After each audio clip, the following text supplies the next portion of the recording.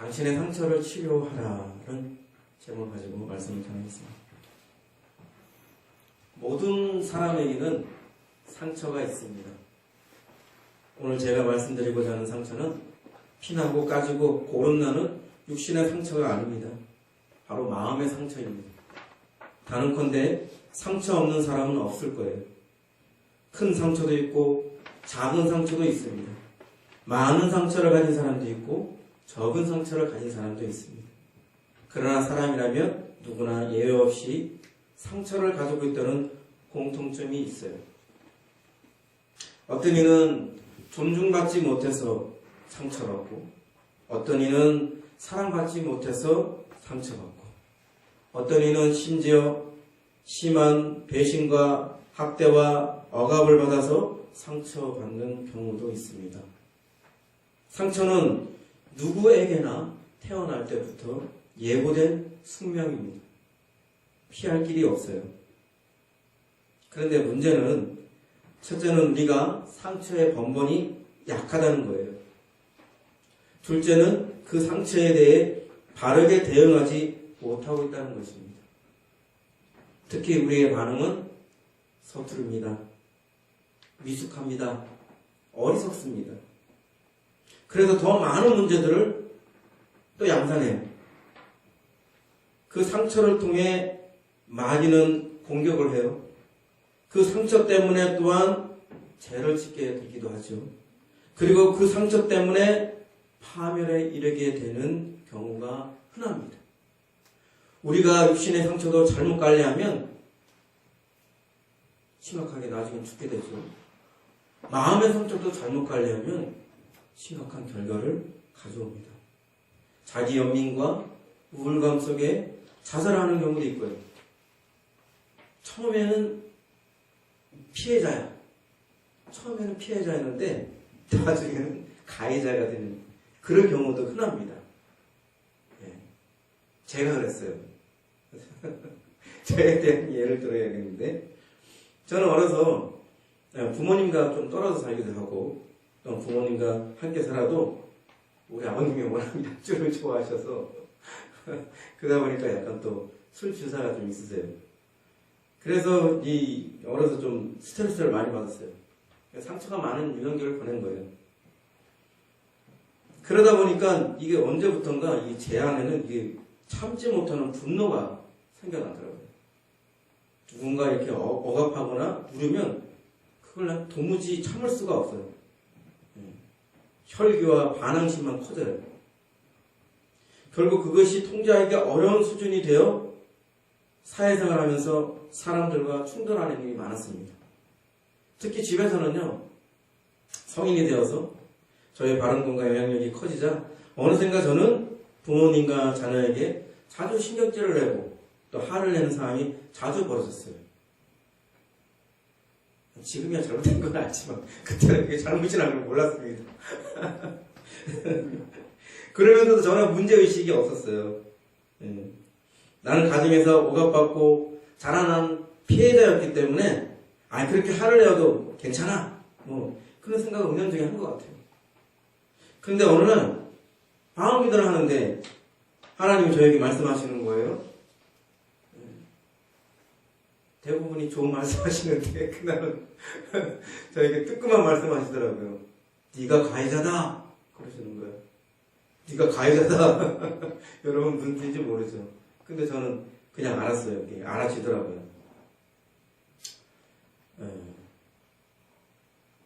피해의식 속에서 자라는 저는 나는 피해자니까 그렇게 해도 괜찮다며 이제는 반대로 가해자가 되어서 가정에서 폭군처럼 행동하고 있었던 것입니다. 제가 가장 싫어하고 가장 미워하는 일을 제 스스로 합리화를 하면서 그러고 있었던 거예요. 저는 하나님의 따끔한 훈계에 눈물 콧물 흘리면서 회개하였습니다.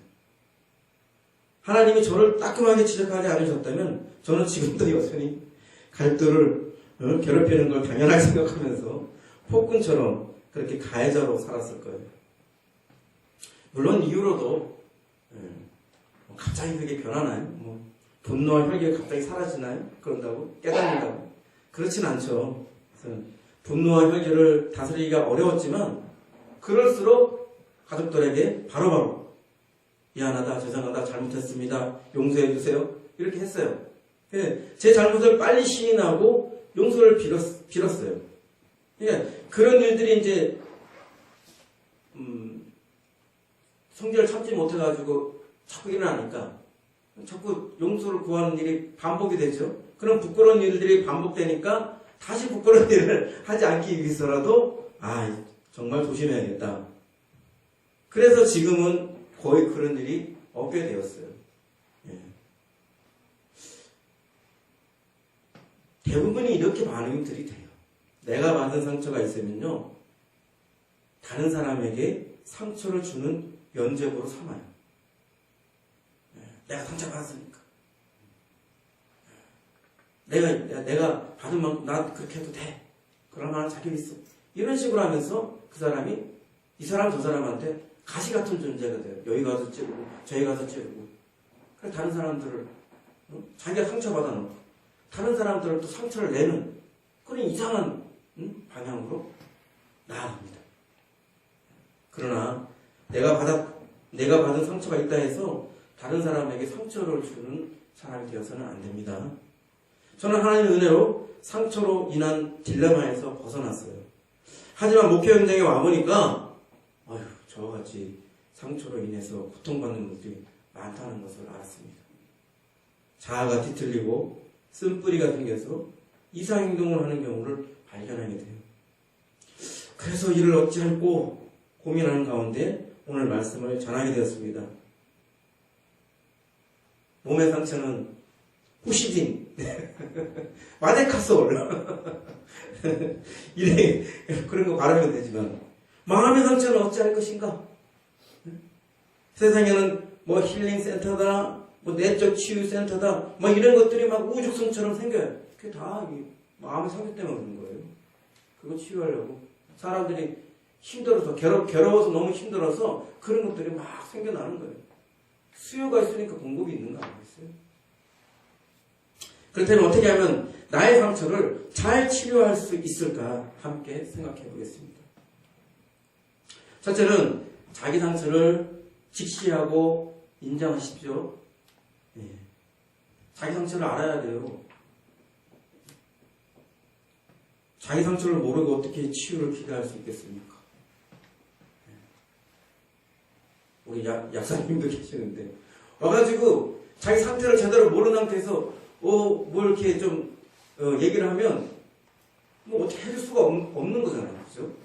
자기가 어떻게 상처를 입었는데 여기에 약을 어떻게 써야겠다, 어떻게 하면 더 좋겠습니까? 이렇게 상담을 해야 되는데 자기가 어디가 상처 났는지 좀 모르겠는데 뭔가 아프고 이상해. 그러면 치료할 수가 없죠. 분명하게 자기 어디가 상처가 났는지 알아야 됩니다. 어디서 피가 나는지, 어디서가 골마 터졌는지 모르고 상처가 낫기를 기대할 수는 없는 겁니다. 그런데 상처받은 자의 특징이, 문제는 자기 상처를 부정한다는 거예요. 자기 상처를 외면한다는 거죠. 자기 상처에 대해서 도망치고 숨는다는 것입니다. 너무 아파서, 너무 감당하기 어려워서 그게 최선처럼 생각이 돼요. 다시 상처받지 않기 위해서 마음의 벽을 높이 쌓고 다시 상처 줄 만한 모든 것을 예민하게 피해 다닙니다. 그러나 우리는 용기를 내어서 비겁하게 숨지 말아야 합니다. 도망치지 말아야 합니다. 외면하거나 부정하지 말아야 됩니다. 치유는 거기에서부터 시작되는 겁니다. 내가 문제를 분명히 인식했을 때, 내가 분명히 어느 부분에서 상처가 있다는 것을 알았을 때 비로소 치유는 시작되는 거예요. 그걸 인지하지 않거나 그걸 부정하려고 하는 순간에 상처는 치유되기 어렵습니다. 가장 첫 출발점이 나의 상처가 무엇인가? 내가 어디서 어떤 상처를 입었는가를 제대로 파악을 해야 돼. 그래야 내가 그걸 가지고 병원을 가든 어딜 가든 할 거 아닙니까? 여러분의 상처에 대해서 직시하고 또한 그것을 인정하십시오. 두 번째는 의사하신 예수님을 찾으십시오. 우리가 상처나면 평소에 어디를 가나요? 병원. 병원에 가죠. 병원 가서 뭘 합니까? 간호사를 찾나요? 검사. 의사를 찾죠. 예. 마찬가지로 마음의 상처가 생기면 우리의 의사이신 예수님을 찾아야 합니다. 예수님은 우리의 연약한 것과 병든 것을 친히 담당하시고 모든 병과 모든 약한 것을 고치시는 우리의 진정한 의사이십니다. 그리고 우리는 나의 상태에 대해 주님께 소상히 말씀드리고 치유의 은혜를 구해야 합니다. 여러분의 마음을 쏟아놓으세요. 여러분의 마음을 들이세요. 내가 고칠 수 없기 때문에 전문 의사를 찾는 것입니다. 마찬가지로 자기 힘과 노력으로 고칠 생각을 전적으로 내려놓고 그분을 의지하십시오. 그러면 사람마다 다 상태가 다르고 사람마다 다 진단이 틀리고 사람마다 다 처방이 틀리고 그에 맞는 하나님의 처방이 예수님의 처방이 손길이 있게 될 것입니다. 성경에 보세요. 눈먼 자를 고치는 거, 귀먼 자를 고치는 거, 벙어리를 고치는 거, 혈병이 난 사람 고치는 거, 고치는 방법이 다 달라요, 보면요. 무조건 마데카솔 푸시들이 안 발라요. 예수님이 다 병에 따라서, 그 상태에 따라서 진단도 틀리고, 처방도 틀리고, 다 다르게 하셔요. 그러면 우리가 받는 상처도 다 다르단 말입니다. 어떤 사람은 부모님한테 상처받은 사람, 어떤 사람은 사랑하는 연인한테 상처받은 사람, 어떤 사람은 자녀에게 상처받은 사람, 어떤 사람은 친구한테 상처받은 사람, 어떤 사람은 여러 가지 상처받은 이유들이 다 다를 거 아니에요? 또 상처받은 어떤 진행되는 과정도 틀릴 거고 그때마다 주님의 그럴 상처를 치료하기 위한 주님의 진단, 그리고 주님의 처방이 다른 겁니다. 우리는 주님의 음성 가운데서 주님의 진단과 처방을 받고 주님의 손길 가운데서 은혜 가운데 치유받는 그런 일들이 있어야 됩니다.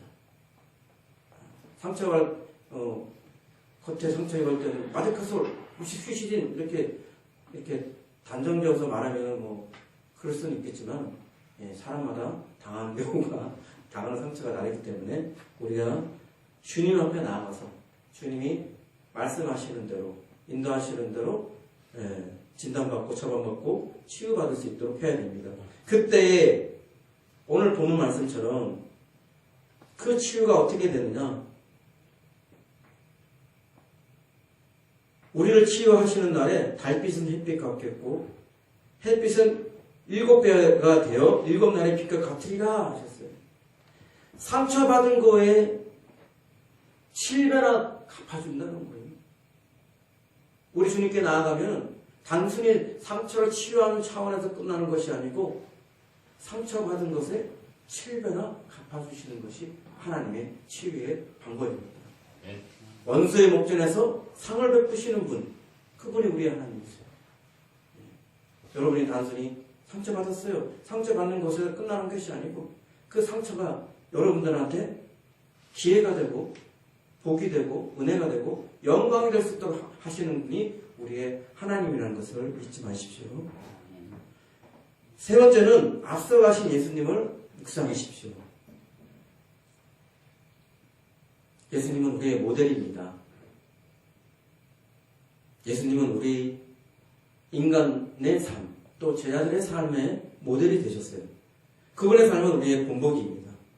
그런데 그 예수님은 누구보다도 상처받으신 분이십니다.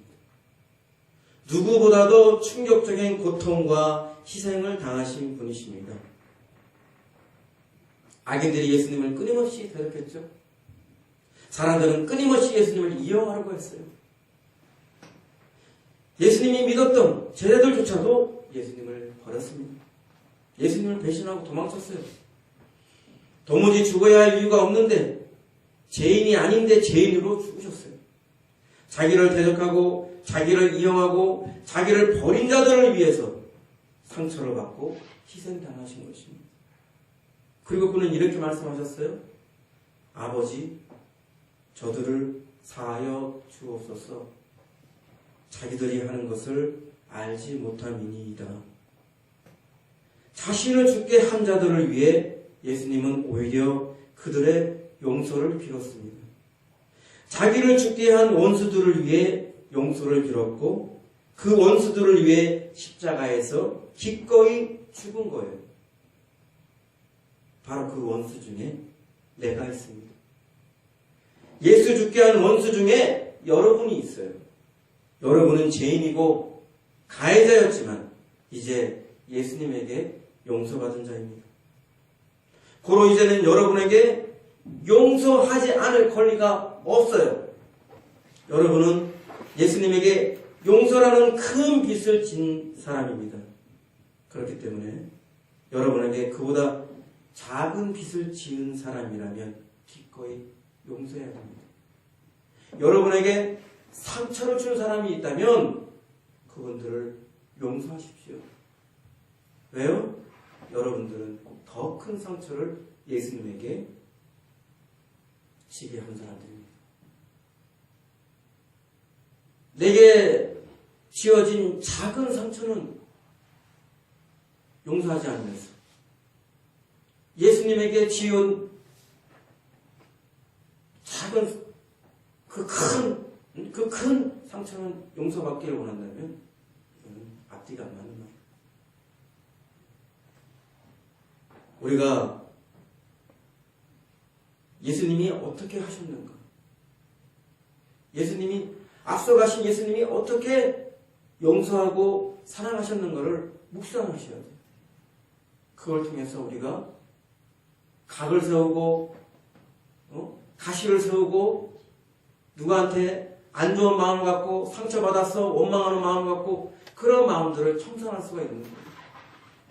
나는 예수님에게 그렇게 큰 상처를 입혔는데도 용서받았는데 내게 상처 줬다 해서 조그만 상처를 줬다 해가지고 두고 마음에 담아두면서 그 상처에 몰입해서 사는 거 이거 하나님 뜻 아닙니다. 용서할 수 있어야 돼요. 예수님은 100% 여러분들을 용서하셨습니다. 아주 작은 티끌만큼의 어떤 찌꺼기도 없이 어떤 걸리는 것도 없이 여러분들 100% 용서했어요. 그러면 여러분도 누군가한테 혐의를 두지 마시고 누군가에게 원한을 두지 마시고 누구한테 미움이나 원망 두지 마시고 나만큼 용서받은 자가 어디 있는가? 나만큼 이렇게 제사함 받고 구원받은 사람이 어디 있는가? 나는 정말 행자한 사람인데 가지고 나한테 조금 못된 짓 한 사람들 나한테 좀 상처 준 사람들 용서 못해줄 일이 뭐가 있겠는가 하고 용서해줘야 돼. 그래야 내 안에 있는 가시도 어린 순처럼 늦습니다. 자꾸 가시를 세우지 마세요. 그 상처 때문에 자꾸 가시를 세우지 마세요. 네 번째는 하나님 사랑이 묘약입니다. 상처를 낫게 하는 효과적인 묘약이 있어요. 바로 하나님 사랑입니다. 사랑을 받지 못해서 상처를 받지요. 반대로 사랑을 충분히 받고 자란 사람은요 상처에 약하지가 않아요. 상처에 아주 강합니다. 사랑을 받지 못하고 결핍되어 있는 분들이 굉장히 상처에 예민해요. 여러분 우리 초등학생들 보면 예방주사 맞잖아요. 똑같이 예방주사 맞는데 어떤 애는 그거 주사 한 번 주려고 길이길이 날뛰고 도망치러 다니고 막 그런 애들 있어요. 다른 애들은 찔러봐 뭐 해가지고 한번 꼭 참고 마는데 보기만 하도 경기를 할 거 막 그런 사람도 있어요. 상처도 마찬가지예요. 상처에 대한 반응들이 사람들 다 똑같지 않아요. 지나치게 예민하고 지나치게 아파하는 사람들이 있어요. 그런 사람들이 대부분이 사랑을 받지 못하거나 사랑이 결핍되어서 그런 경우가 많아요. 그래서 사랑은 마음의 상처를 낫게 하는 특효약입니다. 여러분 이어령 교수라고 있어요. 그리고 옛날 민주당의 그 의원이었던 김한길이라고 의원이 있어요. 이어령 교수의 딸이고 김한길 의원의 아내였던 이민아 목사님께서 지금은 한나라고 하셨지만 그분이 죽기 전에 그런 고백을 했어요. 이런 고백을 했어요. 늘 외로웠어요. 사랑은 상처가 됐습니다. 내가 누구인지 모르는 정체성의 위기 속에 자살 충동도 느꼈습니다. 그러다 하나님을 만났어요. 나를 향한 하나님의 특별한 사랑을 알면서 상처들이 사라졌습니다. 사실 하나님을 만나지 못한 사람들 모두가 땅끝의 아이들입니다. 그 아이들에게 필요한 것은 오직 하나님의 사랑뿐입니다.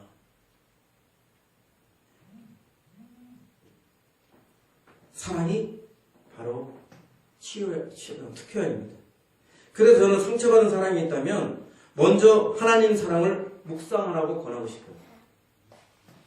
하나님 사랑이 우리 가운데서 묵상 가운데 충만해지면 우리의 상처들이 아무런 것을 느낄 것입니다. 또한 상처받은 사람이 있다면 나 상처받았어 하고 자기 상처에 힘쓸 것이 아니라 남들을 사랑하는 데 힘쓰라고 권하고 싶어요. 그게 가능할까? 네. 근데 우리가 생각을 다르게 해봐야 돼. 예수님 우리에게 이렇게 말씀하셨잖아요. 너희 원수를 사랑하며 너희를 미워하는 자를 선대하며 너희를 저주하는 자를 위하여 축복하며 너희를 모욕하는 자를 위하여 기도하라. 이 부분을 유기성 목사님은 이 부분을 얘기하시면서 그러시더라고요. 너희 원수를 사랑하며 더 이상 읽기도 싫대요. 불가능한 걸 요구하시니까 더 이상 읽기도 싫다는 거예요. 네? 그런데 잘 생각해 봐야 됩니다. 이 말씀은 우리가 겉으로 봤을 때는 원수를 위해서, 미워하는 자를 위해서, 저주하는 자를 위해서, 모욕하는 자를 위해서 하신 말씀이라고 생각하겠지만 그렇지가 않아요. 예수님은 원수가 아니라 나를 위해서, 미워하는 자가 아니라 나를 위해서, 저주하는 자가 아니라 나를 위해서, 모욕하는 자가 아니라 나를 위해서 하신 말씀이에요. 여러분 이렇게 생각 안 해봤죠? 왜 예수님은 나한테 이렇게 어려운 것만 요구하셔? 내가 할 수 없는 것만 실천하기 어려운 것만 요구하셔. 여러분 이게 여러분들을 사랑하는 길이고 여러분들한테 합당한 길이라고 생각하기 때문에 제시하는 길이에요. 여러분들 괴롭히려고 여러분들을 힘들게 하려고 이 길을 제시한 게 아니에요. 누군가를 미워하고 저주하고 모욕하는 것이 바로 나를 지옥 같은 마음을 갖게 하고 진짜 지옥에도 데려가요. 현실적으로. 그러나 반대로 그 마음을 돌려서 사랑하고 선대하고 축복하고 기도하면요. 나에게 상처가 치유되고 평강이 임합니다. 내가 살아요. 내가 살아요. 내 상처 때문에, 내게 상처 준 사람 때문에, 내 원수 때문에, 내가 미워하는 자 때문에, 나를 모욕하는 사람 때문에, 날 괴롭히는 사람 때문에 내 마음이 지옥 같았어. 그 사람은 어떻게든 어떻게 됐으면 좋겠고 매일매일 그를 씹으면서 매일매일 그를 저주를 하면서 원망하면서 자기 인생이 다 초당 잡히는 거예요. 길지 않은 인생인데 그 짧은 인생은 평생을 누구를 미워하면서 저주하면서 모욕하면서 원수에게 안 갚고만 하려고 그 인생을 산다고 해보세요. 그 인생이 그거 하려고 태어나라고 했으면 얼마나 서글픈 겁니까?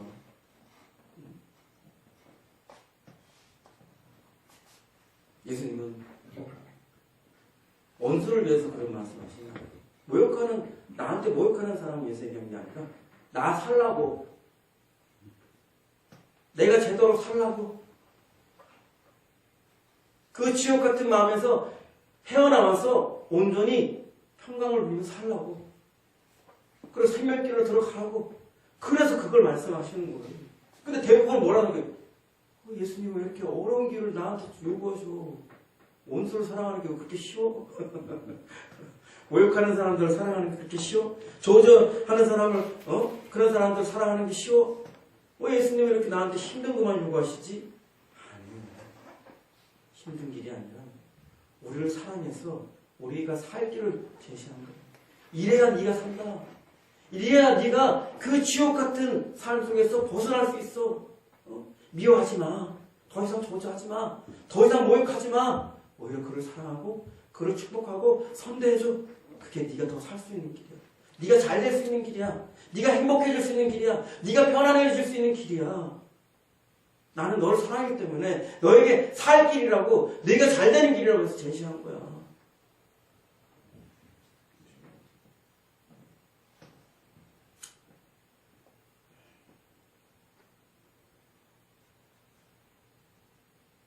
하나님 사랑이 얼마나 중요한지 깨달은 사람이 있어요. 미국에 마이클 몰트리라는 사람이 있는데, 이 사람은 아내를 살해했다는 그 죄를 뒤집어 쓰고 무기징역을 처분을 받았어요.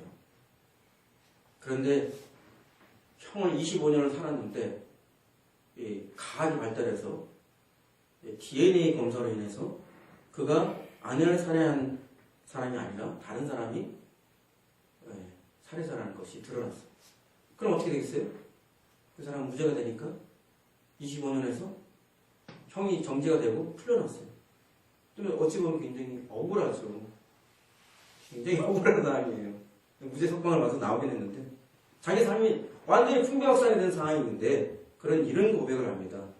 나는 교도소에서 예수를 믿었습니다. 나는 세 가지밖에 모릅니다. 첫째는 하나님은 살아계십니다. 둘째는 하나님은 나보다 훨씬 더 지혜로우십니다. 셋째는 하나님은 나를 사랑하신다는 겁니다. 그리고 그는 자기의 25년의 그 형사에 대해서 불만을 갖지 않고 원망을 하지 않고 하나님이 내게 주신 복이요 은혜요 감사할 일이라고 그는 받아들였어요. 그 사람들. 하나님이 나를 사랑하시면, 내가 지금 사랑받는 존재라면, 내가 좀 상처를 받아도, 내가 문제가 생겨도, 내 삶에 억울한 일이 있어도 그게 문제가 되지 않는다는 그런 태도입니다. 하나님 사랑을 묵상하는 자, 하나님 사랑을 실천하는 자, 하나님 사랑을 신뢰하며 살아가는 자는 어떠한 상처를 입어도 상하지 않으며 어떠한 역경을 당해도 반드시 극복할 것입니다. 말씀을 맺겠습니다. 성경에서 가장 큰 상처를 받은 사람이 누구일까 생각해봤어요. 딱 생각나는 사람이 있죠. 요셉. 그죠? 요셉은 10대 때 초등학교 제가 볼 때는 3, 4학년? 그 정도에 들어갔을 것 같아요. 10대 전후반, 10살 전후에서 그 나이에 자기 형제들에게 배신을 당하고 노예로 팔려가요. 죽을 뻔 했죠. 죽을 뻔도 했는데 다행히 죽지는 않고 노예로 팔려갑니다. 형제들 중에서 가장 사랑받던 처지였어요. 근데 가장 천대받는 노예 신분이 돼요. 이게 어린 나이에 이게 잘 이렇게 자아 성립이 안 되고 이게 참 어린 나이에 이런 일을 겪으면요 상처가 굉장히 큽니다. 특히 믿었던 가족한테서 그런 일을 당하면 굉장히 상처를 받습니다. 그래서 어린 나이에 부모님한테 버림받거나 고아원에 버려졌거나 이런 애들이 상처가 크죠. 마음속에 부모에 대한 어떤 그런 게 커요. 그러니까 세상에서 가장 믿을 수밖에 없는 가족들에게 배신을 당했을 때 그 정서적인 충격은 이루 말할 수가 없어요.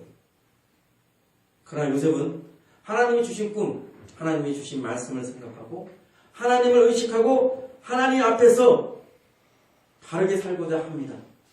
그런 가운데 자기가 받았던 이 정서적인 충격, 이 상처들을 승화시켜요.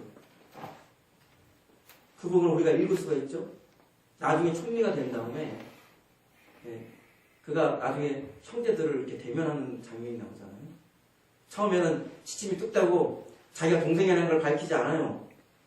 그런데 어떻게 해요? 자기 마음의 감정을 복받치는 걸 편지를 못해서 갑자기 뒤로 가가지고 꺼이꺼이 통곡하며 웁니다.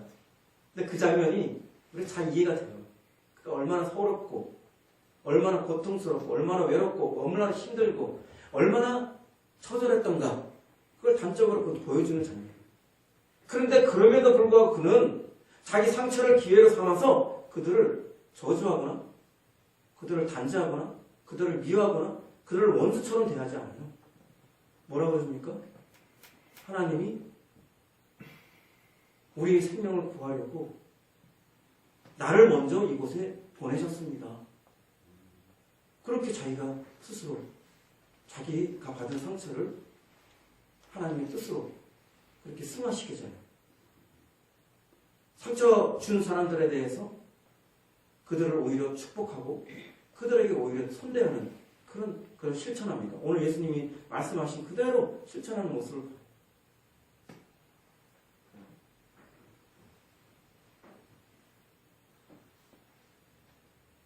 하나님은 상처받은 사람을 사용하기를 원하십니다. 모든 위대한 그리스도인들은 상처받은 영혼들이었습니다.